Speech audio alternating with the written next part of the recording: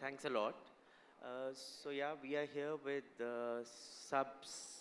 so-called sustainable brands and practices, and I think we are very much a part of the fashion ecosystem. But yes, I would say that every brand is eventually sustainable because they all create livelihoods, and all brands have to be successful at least for themselves. But somewhere there is a difference in the set of brands. Maybe we are talking about a set of, so to say, retail practices that we are talking about, which are in a way creating a sustainable ecosystem for somebody who's a beneficiary. So I think maybe that's probably a way to look at it. And without really taking more on this at this point, I think I will just jump into some questions which will help you understand as to why and what do these brands do which are different. So maybe, Manorat, I'll start with you. And I'll just refer to perhaps the brand Aadyam Handwoven, which I work with. And I think somewhere there was a learning that while we originally began it as a CSR initiative, we thought that this was something which was, of course, more about creating an impact. But over a period of time, we realized that the most important impact that one can anyway create is to create a market. And therefore, we automatically, or I would say organically, morphed it into a social enterprise and created a sort of a 360-degree environment for our weaving community. So the question to you, Manorat, is that of course there is a very big cause involved in your brand also, as I understand, and you tend to work with a huge number of women artisans from the Gujarat area. However, when and how did this marriage of this cause happen with creating a successful fashion brand, Okhai, which people now today actually identify it as not just as a craft brand, but as also as something which gives them great fashion? So we all know that heritage crafts have been the source of livelihood for centuries across the world. And with the advent of newer business models and manufacturing technologies, we've kind of, the demand for handcrafted products shifted towards more mass manufactured and easily accessible things. So with the background of that, with a declining demand in these beautiful handcrafted products and this drought affected region in Gujarat, a livelihood project began. And very quickly, that livelihood response project turned into a full-blown revolution of craft revival. And that happened all on its own. And from that revolution, Okhai emerged. So that's a little bit of background of where it came from. So essentially, the soul of the brand is very deeply rooted in, social impact and sustainability, and also recognizing and appreciating the beauty of craftsmanship in Indian artisan-made products. So I would also like you to perhaps share that, sometimes craft products are seen as for the select few, but to be able to create a successful fashion side of it, what was it that really inspired you, and why? Why is obviously to make it more viable in terms of commercial sense, but what really inspired you on that front while the movement began, as you just explained? So what inspired everyone at Okhai was the fact that there was a desperate need for artistic growth and an intervention at a product level itself in both technology and innovation. So we went into a whole series of a lot of projects and heavily invested in those projects on training, design training, and innovation training, and actually livelihood and the intergenerational impact that we see today just became byproducts of that process. And that is what created the brand Okhai. So it is the legacy of those crafts that have on their own evolved to what it would have been if they were allowed to evolve in a more natural way on their own. It would have still reached here. And this was with the help of an enterprise that pushed it. Sure, thanks. So now next question is to Vivek. So his brand All Earth works with jewelry. And I think, if I'm not mistaken, jewelry for all of us has either been about junk or precious. Whereas here is an example where the brand has been created with the sustainability in material as its backbone. And then furthermore, it has sort of been redefined in the jewelry space as something which can also be seen, of course, continue to be seen as a fashion accessory. So yes, Vivek, can you just explain as to how sustainability is a very important part of your brand ethos? Sure.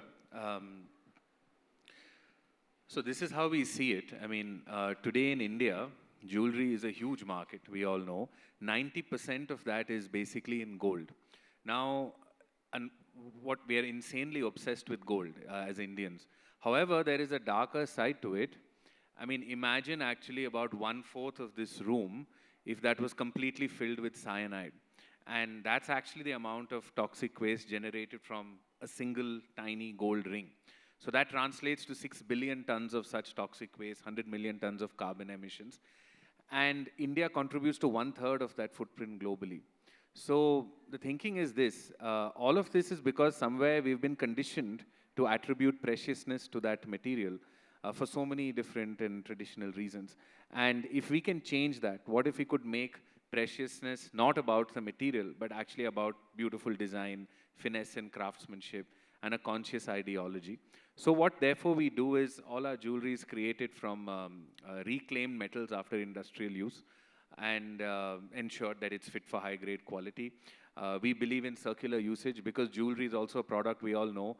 There's huge footprint in making it, but after that we hardly wear it in its lifetime. So we actually give that choice and flexibility to the people.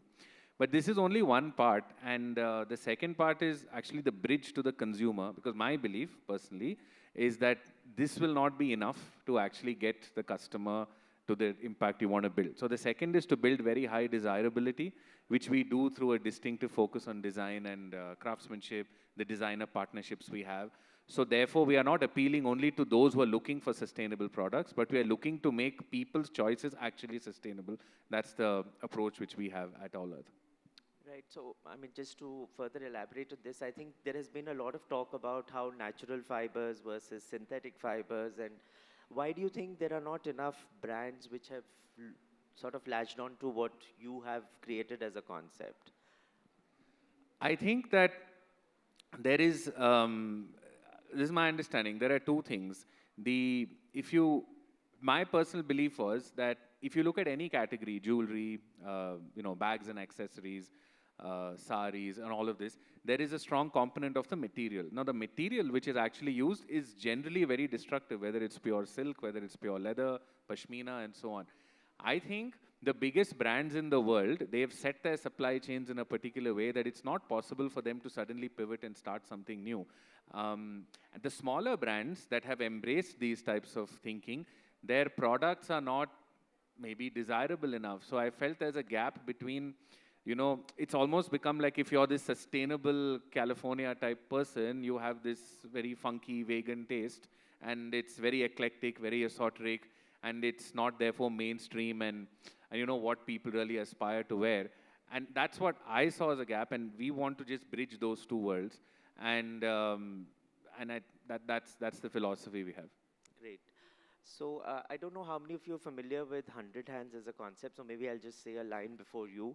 So I think what 100 Hands has managed to do is access for craftsmen in a manner which is like the old erstwhile bazaars. And the way those bazaars used to be such booming economy, because they would be something where it would come up and they would sort of create a market, create audience in and around the place where it would be set up.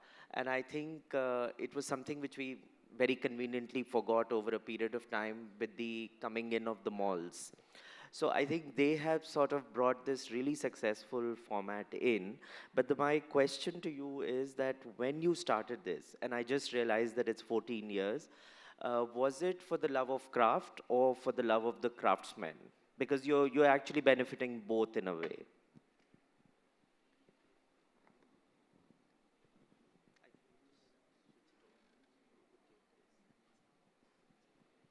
Okay. So, 100 Hands, as you know, well, we are a support organization, we call ourselves, for people who make handmade stuff, whose livelihood really depends on selling their handmade products. So I think 100 Hands is really all about the love of craft and the fascination that, it holds for us as the founders. Meeting, we started 100 Hands really as a small little bazaar in our garden, which we threw open for a bunch of, seed collective ladies. And suddenly, out of the woodwork, we had people from, other places coming and saying, can we participate? And they were about crafts and arts that we had never heard of. We learned so much. And I learned about Epan painting with your fingernails from Uttarakhand, which is something I never knew about. And so it just grew organically. And I think also we have been from a generation maybe that, you made something yourself, you were encouraged to, paint, you were encouraged, for example, to paper cut or do origami. And then there was this whole craft or art of the Sanji paper cutting, which was completely fascinating. And then there were the producers, the people who actually did this, the art or craft, and how passionate they are about their work, and the fascination there was to actually see this craft or art being made and coming into a full-blown product, which so many people were not aware of. And so we enjoyed the whole process. So it was really the love of craft, I would say, and working with your hands that So I made think, 100 Hands. I would just say this as just probably a comment here is that while we all know that there is a market for essential categories, there is a market for fashion products, everybody consumes it for various reasons, but I think there are many crafts which have not seen the commercial side. While they are really viable, they are really something which can come in the mainstream. They are something which can actually have multi-usage. And again, maybe taking example from Aadyam, for example, handloom has been always perceived as something which is either for a sari or something. The first thing that comes to your mind is sari. Whereas what then Aadyam tried to do was that to keep the looms going, and there are only as many people as we have who wear saris anymore. Any place you go to, you see a limited audience. So I think it is important for us to create more usage occasions for any product category, and which is what Aadyam tried to do by creating home linen across all the home linen categories by using indigenous handloom fabrics and creating a global line which could be good for anywhere in the world. So I think somewhere when you introduce a craft to a market, it also makes the creator sort of work harder to make it relevant for that audience. So on that, I think I will ask you this question, Mala, that over a period of time or even initially, did you actually think that you were meeting a demand or you were creating a demand? And how have you seen it evolve over the 14 years? Okay, so just to set the context, when we set up 100 Hands and, we had craftspeople come in from literally all over, and it was primarily word of mouth. It still is word of mouth. We realized that the kind of audience that we were able to connect or help an artisan connect with was something that was very, very difficult for an artisan to connect with directly. So I think to answer your question, Manish, it is not only creation of demand. The demand is latent, it exists. Handmade and craft is very rooted in our culture. People know about it, but at a superficial level, the next generation. As far as the artisan group goes and the creation and the production, it's always been there. There are a lot of people who are giving up a craft because they're not able to reach an audience. So since I come from a marketing background, the first glaring gap that was very, very apparent to us was that this connect needs to be more robust. It's going to be able to revive many craft. It's going to give an impetus to many craftsmen and their businesses. It's going to actually, from the consumer side, suddenly bring into the limelight things that they were just taking for granted. How many times we go to a restaurant where there is some potter sitting there, or there's somebody using a handmade instrument. It just becomes a blind spot. But if we are able to actually educate and to kind of focus on what has gone into that handmade, then I think that becomes a very real, relevant part. So the challenge that we had was that how do we create a customer to an actual creator without actually pushing ourselves in as the middleman, working on a fairly utopian mindset of no commissions. It's a commission-free. In many ways, for tech audience over here, it's really like a Linux of craft, where it's an open platform. Someone wants to connect with someone, we are there to create an opportunity for them. So I think that bringing in customers, the right customers, guiding them, what to look for and to build sensitivity for them, also to translate those customer insights to a person who's actually creating, automatically makes them look at things differently, look at modern homes, see how their products are actually used in modern homes, and to guide them. So I think that gap, bridging that gap is really what 100 Hands does. We are always asked, but oh, you are a marketplace, you are actually selling, it's under your brand, but the idea is to really build the craftsperson's brand. And I think that's what we do differently. Yeah.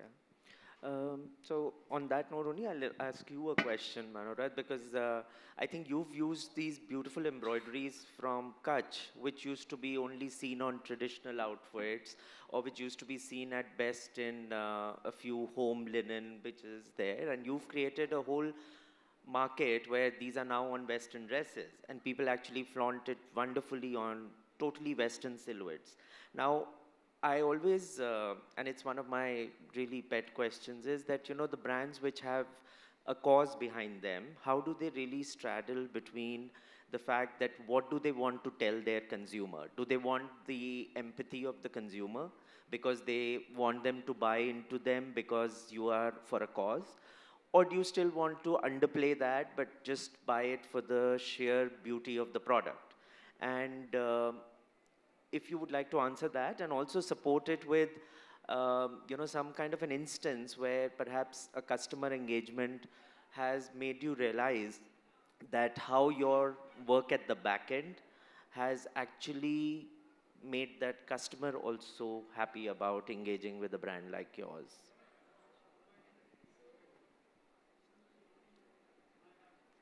I think we firstly need to recognize the fact that if we are an e-commerce platform or even a store in India today, you are competing with so many other brands, whether they are in the handcrafted space or not. You're still, for a consumer, they would look at the two brands almost in a similar light on many factors like pricing, maybe the silhouettes, maybe the colors, maybe the design.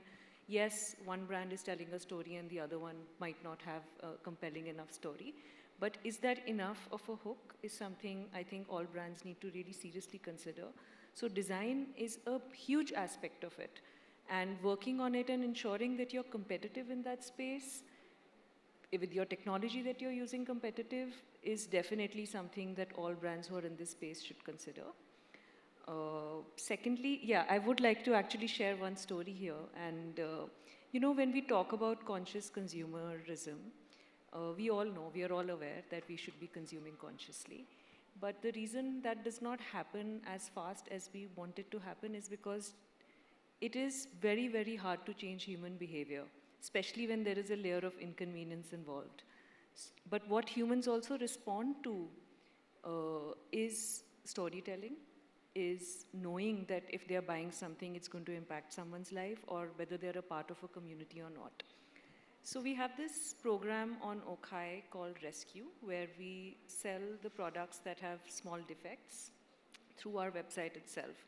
And when we launched the first set of garments, we were very nervous about it because we didn't know how people would respond. You're selling something which has a defect on it. These two garments, one had a name, the artisan had written her name with the pen right in the front here, and another one had a pen mark. So it's a very transparent process that we use. We load the picture of the defect along with the product pictures. And two customers actually bought those products for those defects. And they said that what makes this product unique is the fact that this defect has a handmade element to it as well. And a signature. And a signature, literally a signature. So we realized that we can totally use these stories and just be transparent about it, because you're already working in an ethical way, you're already working with artisans, and it's so important to continuously keep relaying all of the messages back from these villages into the cities. Actually, that's a wonderful example, because another aspect of craft is that no two pieces are alike. However much one can try, they are not alike. And even, again, taking example of weaving also, it's just how the weaver is feeling that day, whether he beats the yarn enough, whether the loom is tight or loose, or so you will keep getting these kind of, so to say, hand-induced variations. And I think, therefore, the customer who shops it also, in a way, even if they are not thinking conscious, I think they are conscious of the fact that we are buying a handmade product, and therefore they accept all these kind of defects. So I think that itself puts the product and the consumer on a distinct platform, because even the consumer is ready to accept these beautiful defects which arise in the product. My next question is to you. So Vivek, since I know the brand better, and I don't know how many of other people here, so I think what you've also done as a very, so to say, if I can call it a smart marketing idea, is that not only have you created a smart, sustainable product, but you've layered it with designer associations, and therefore the product has its preciousness away from the material onto not just design, but also the glamour value, or let's not call it the glamour value, so to say, the brand value. And you have tied up with different designers who give different looks to your product categories. So a little more on that. And how did that idea come about, or why was that idea important for you?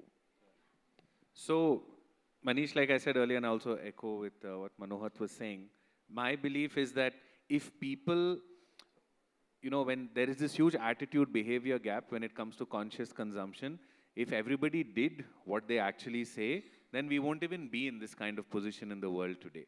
So my belief is that you can't expect people to jump into the boat of saying and liking something because it's consciously made or there's a story behind it. It has to do the job for the person. So here in the category that we are, desirability, the glamour, you can say it, I'm fine. We are building, there is inherent glamour in the product. It has to make you feel special. It has to make you feel like, like wow. And then it's our job to make sure that that happened in a sustainable way. There are few people who probably look at us as a sustainability first brand. It's mostly about all the other stuff. But however, we don't shy away from saying that we are sustainable. A lot of designers that we work with, for instance, they would not want to be associated with something sustainable because they're actually scared. They think that if they say that word too much, then people will actually think that, oh, there's something wrong with the product, or it's, it's made from some recycled thing. I don't want all this. So we basically take the bold step of doing all that work, using them to basically help us build certain credibility and design glamour, desirability in that product. And I think it's, so far it's been proving successful, and we'll learn as we go along.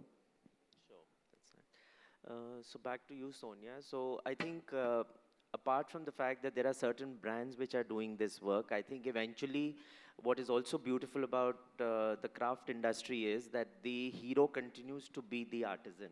So every brand, I feel, which works in the craft space has to recognize this, that there's so much to learn from the craftsmen, and not only learn from the craftsmen, but also they are truly the creators. They are truly the ones which have carried it forward for so many years. And you have successfully, therefore, built an ecosystem beyond brands, so to say, with artisans becoming brands for an audience which comes and looks forward to your events year on year. And I think, of course, there are other examples in in this space, and Dastkar is another one which I have a lot of, sort of respect for. But yeah, so if you would like to tell us about how this ecosystem has evolved and how the sheer numbers have grown over the year. So what we found was that most of the customers, they are not really aware of the details that go into the creation of a product. So one of the first things to do was really educate the consumer, so to speak, and teach the artisan also to interact with the consumer, explain to him or her that this is the product I make, this is the effort that goes into it. And it's not just about, if it's a woven product, whether it's a pink dupatta or a green dupatta, but the effort that has gone in, the techniques and things like that. So building awareness, both, and teaching the artisan as well to interact, take back feedback from the consumers as well, and go back and see how they could implement it. Because someone may say that, if you had put maybe buttus on this, it would have looked nice, or have you tried the other color combination? So, the artisan also learned a lot. And the other one was really to be, how should I say, the consumer consciousness also, to teach them that, be aware, be gentle, and I mean, like you said, when we are talking about sustainability, I mean, enjoy the product, keep it for years, the Banarsi saris or a piece of ceramic, enjoy it, use it, and don't be in a hurry to replace it and things like that. The other thing was also among the craftspeople, we tried to build a sense of community so that they could share ideas, make products that were new, as in two different artisans come together and produce a third product which both could sell. Sure. So, just trying to expand, trying to expand their repertoire. Yeah, so but all the points that you just listed, they are all about touch and feel and sort of coming together. So my last question to Mala is that how do you see e-commerce and digital being incorporated into this craft retail effort of yours? And that's my last question, and we'll open it to the audience if we have time for the questions. Okay, sure. So that's a very, very tough question, and you left me with the last question in no time.